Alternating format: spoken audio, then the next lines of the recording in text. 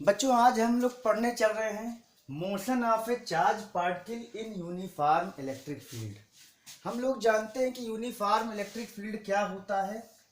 ऐसा फील्ड जो हर पॉइंट पर मैग्नीट्यूड और डायरेक्शन में एक ही होता है, ऐसे फील्ड को हम लोग क्या कहते हैं?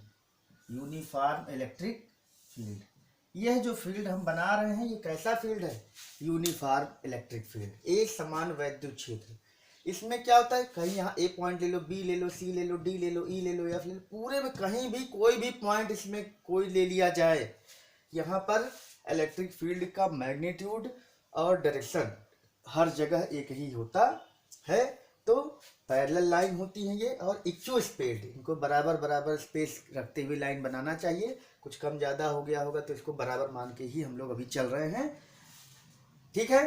तो इक्वल स्पेस्ड, बराबर बराबर स्पेसिंग रहे लाइनों के बीच में और सभी की डायरेक्शन एक ही है, तो हर पॉइंट के बीच में कहीं भी कोई भी पॉइंट हो, इलेक्ट्रिक फील्ड क्या है? यूनिफॉर्म। चलो बेटा, तो अब हम लोग इसमें किसी भी चार्ज पार्टिकल का मोशन देखने चल रहे हैं। तो चार्ज पार्टिकल का मोशन किस तरह से देखेंगे? अब हो सकता है कि कोई भी चार्ज पार्टिकल इसमें परपेंडिकुलर इंटर कर रहा हो, कोई चार्ज पार्टिकल लेफ्ट से इंटर कर रहा हो, कोई राइट से इंटर कर रहा हो, कोई अप से डाउन जा रहा हो।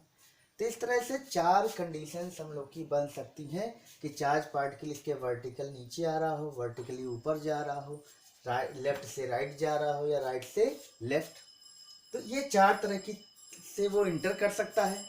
दूसरी चीज है कि चार्ज पार्टिकल हो सकता है रेस्ट में हो सकता है चार्ज पार्टिकल क्या हो? रेस्ट में हो, यहाँ रख दिया गया हो, तब कैसे मोशन करेगा? तो इन सभी चीजों को हम लोग स्टडी करने चल रहे हैं। तो पहला चीज है कि अगर चार्ज पार्टिकल क्या हो, charge particle is placed at rest. Charge particle rest में यहां रख दिया जाता है। चलो देखो, मान लेते हैं चार्ज पार्टिकल यहाँ क्यू है, इसको रख दिया गया। तो अगर ये क्यू रख दिया गया तो यहाँ दो कंडीशन है बेटा, कि या तो ये पॉजिटिव होगा और या तो ये नेगेटिव होगा। तो अगर ये पॉजिटिव है तब क्या होगा और नेगेटिव है तब क्या होगा? क्योंकि चार्ज पार्टिकल यहाँ क्या है? रेस्ट में है। तो चार्ज पार्टिकल अगर रेस्ट में है तो इस पर एक फोर्स तो जरूर लगेगा।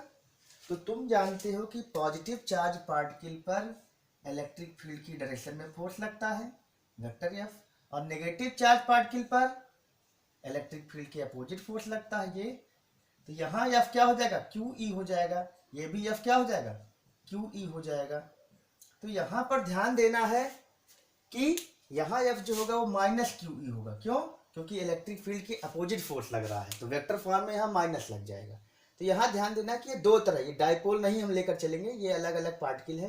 तो पॉजिटिव चार्ज पर इलेक्ट्रिक फील्ड की डायरेक्शन में फोर्स लग गया और नेगेटिव चार्ज पर इलेक्ट्रिक फील्ड के अपोजिट फोर्स लगा, इसलिए वेक्टर में यहाँ नेगेटिव लगाकर लिखा गया है। तो जब इस पर फोर्स लगने लगेगा, तो जैसे कोई साइकिल खड़ी है और उस पर हमने कोई धक्का लगा दिया तो वो फोर्स की डायरेक्शन में चलने लगेगी। यही चीज यहाँ होगा। तो जब कोई चार्ज पार्टिकल रेस्ट में रखा है तो अगर, अब यहाँ से दो कंडीशन होंगी, अगर ये पॉजिटिव चार्ज पार्टिकल है या नेगेटिव चार्ज पार्टिकल है, तो पॉजिटिव चार्ज पार्टिकल पर एक फोर्स लगेगा F equal to q E.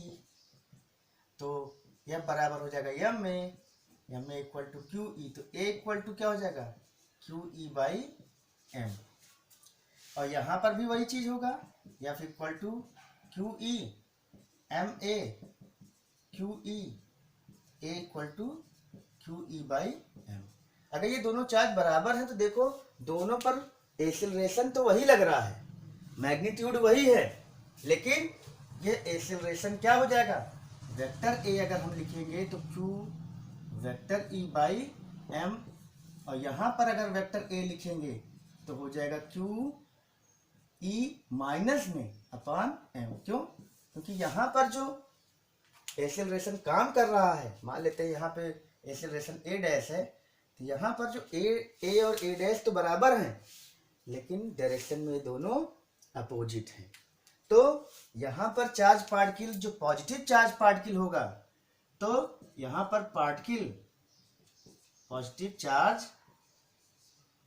Particle will accelerate, गति करने लगेगा, accelerate in the direction of force, in the direction of force, चाहे कहो चाहे इलेक्ट्रिक फील्ड, इलेक्ट्रिक। और यहाँ चार्ज पार्टिकल क्या होगा, चार्ज पार्टिकल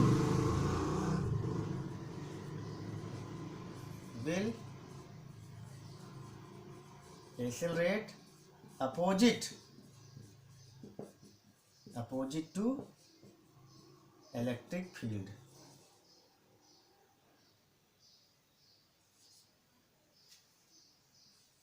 इलेक्ट्रिक फील्ड, तो ये बहुत इंपॉर्टेंट पॉइंट है। एक में चार्ज पार्टिकल के अपोजिट मूव करने लगेगा, एक में चार्ज पार्टिकल के डायरेक्शन, एक में इलेक्ट्रिक फील्ड की डायरेक्शन में मूव करने लगेगा अगर पॉजिटिव चार्ज है तो, और नेगेटिव है तो उसके अपोजिट मूव करने का प्रयास करेगा। अब यहीं पर एक चीज और ध्यान देते हैं हम लोग, अगर ये चार्ज पार्टिकल रेस्ट में ना होता, अगर चार्ज पार्टिकल इंटर करता है, इंटर विद ए वेलोसिटी, अगर किसी वेलोसिटी से ये इंटर करता है तब क्या होगा, तो कोई दिक्कत नहीं है। अब हम ये कह रहे हैं कि अब यहाँ पर ये प्लस पार्टिकल है, इसकी इनिशियल स्पीड u है, पहले से इसकी स्पीड u है, तो अगर ये चार्ज पार्टिकल इलेक्ट्रिक फील्ड की डायरेक्शन में इंटर कर रहा है तो क्या होगा, तब u इधर ही है, यानी कि इसकी वेलोसिटी इधर है, और इसका जो एक्सेलरेशन काम करेगा वो भी उसी दिशा में रहेगा, तो u और a एक ही दिशा में है, तो तब क्या हो जाएगा, वेक्टर v इक्वल टू क्या हो जाएगा, vector u plus vector a, ये फार्मूला लग जाएगा।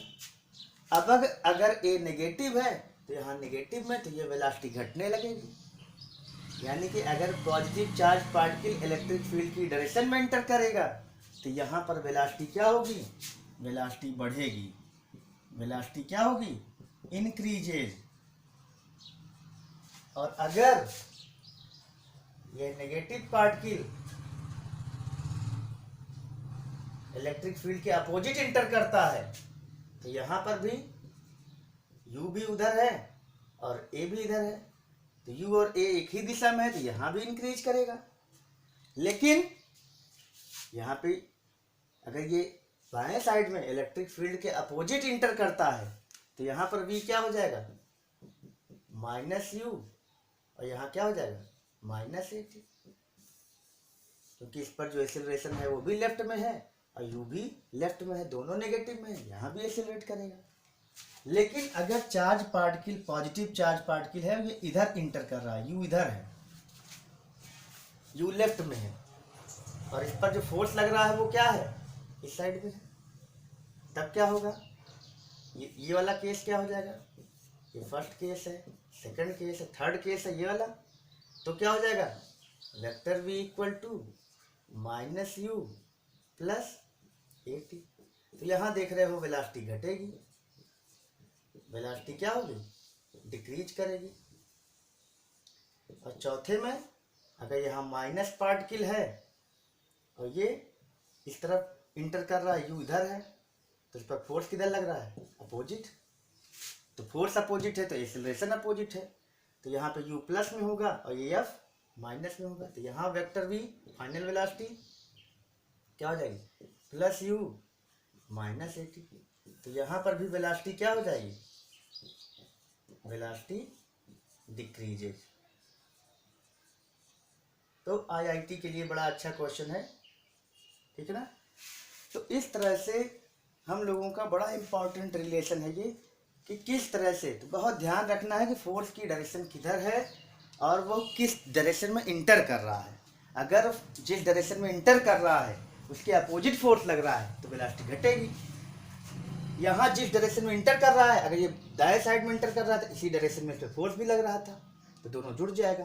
कुल मिला के जब इलेक्ट्रिकल फोर्स और वेलोसिटी एक ही डायरेक्शन में होगी तो वेलोसिटी बढ़ेगी, और जब इलेक्ट्रिकल फोर्स और अप्लाइड और इलेक्ट्रिकल फोर्स और वेलोसिटी की डायरेक्शन अपोजिट होगी तो वेलोसिटी घटेगी।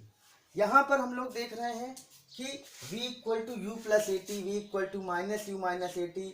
यहाँ से अगर हम v और t के बीच का एक ग्राफ प्लॉट करें तो हम देख रहे हैं कि v और t दोनों की पावर यहाँ क्या है, 1 है, जो कि एक स्ट्रेट लाइन को रिप्रेजेंट करता है। तो कहने का मतलब है कि इन सभी केसेज में एक चीज़ जरूर कॉमन रहेगी, वेलोसिटी बढ़ सकती है, कम हो सकती है, चार्ज पार्टिकल दाएं फील्ड की डायरेक्शन में चल सकता है, अपोजिट चल सकता है, लेकिन इन सभी में एक चीज़ कॉमन है, चाहे वो रेस्ट से पार्टिकल छोड़ा जाए, चाहे पार्टिकल पहले से वेलोसिटी इसमें रही हो तब, लेकिन इन सभी में एक चीज़ ये है कि चार्ज पार्टिकल का जो पाथ होगा वो क्या होगा, चार्ज पार्टिकल का जो पाथ होगा वो क्या होगा, स्ट्रेट लाइन। तो अगर कोई चार्ज पार्टिकल किसी यूनिफॉर्म इलेक्ट्रिक फील्ड में रेस्ट में रख दिया जाएगा तब भी वो स्ट्रेट लाइन चलेगा, रेस्ट में रखा जाएगा तो यहाँ यू सब जीरो हो जाएगा बस, तो v equal to a t, v equal to minus a t ऐसे हो जाएगा। रेस्ट में रखा जाएगा तब भी वो स्ट्रेट लाइन में चलेगा, और अगर फील्ड की डायरेक्शन में या फील्ड के अपोजिट इसका इनिशियल वेलोसिटी है तब भी वो स्ट्रेट लाइन में ही चलेगा। यहाँ पर v और f यानी u और f के बीच की डायरेक्शन यहाँ क्या है, 0 है या 180 है। यानी कि एक चीज़ क्लियर हो जा रही है कि अगर u वेक्टर u है ना और वेक्टर f और वेक्टर a पैरेलल या एंटी पैरेलल और एंटी पैरेलल हो तब पार्टिकल का पाथ स्ट्रेट लाइन होगा, स्ट्रेट लाइन होगा। तो इसको नोट किया जा सकता है कि अगर इनिशियल वेलोसिटी और एफ या ए पैरेलल हो या एंटी पैरेलल हो तो पाथ स्ट्रेट लाइन होगा, ठीक है ना, यानी कि 0 डिग्री बना रहे हो या 180। लेकिन अगर ये 0 या 180 नहीं बना रहे हो तब क्या होगा, इसका आंसर हम लोग इसके अगले पार्ट में देखने चल रहे हैं। जब चार्ज पार्टिकल क्या हो, पैरेलल या एंटी पैरेलल ना हो तब क्या होगा, तो वो बहुत इंपॉर्टेंट चीज़ है। तो उसको हम लोग तुरंत देखने चल रहे हैं, इसको आप लोग नोट कर लीजिए।